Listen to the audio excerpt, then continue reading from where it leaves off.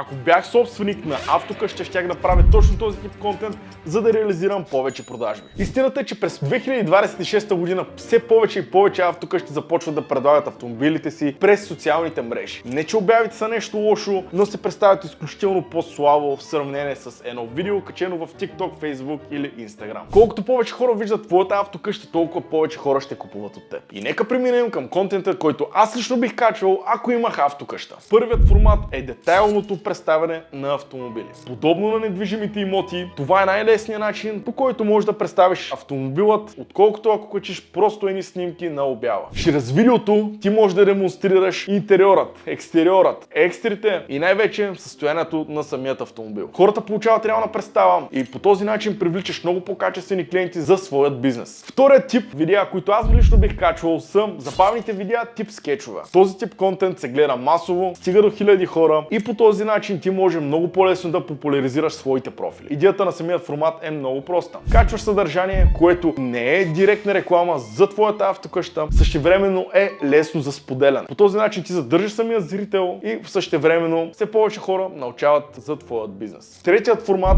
са именно тестимониал видеята. Подобен тип съдържание ти показваш на хората, че не просто снимаш едни автомобили, а че продаваш на реални хора. Този тип съдържание, в сравнение с другите два типа контент, които изборихме малко по-горе, няма да се представят чак толкова добре от гледна точка на гледаемост, но пък за сметка на това ще изградиш едно доверие, което, повярвайте ми, е изключително важно за вашия бизнес. И ако и ти имаш автокъща и искаш да увеличиш продажбите си чрез съдържание, което би работило за теб, но нямаш време да измисляш идеи, да снимаш, да монтираш и да качваш в своите социални мрежи, просто ми пиши на лично съобщение и почваме работа още днес.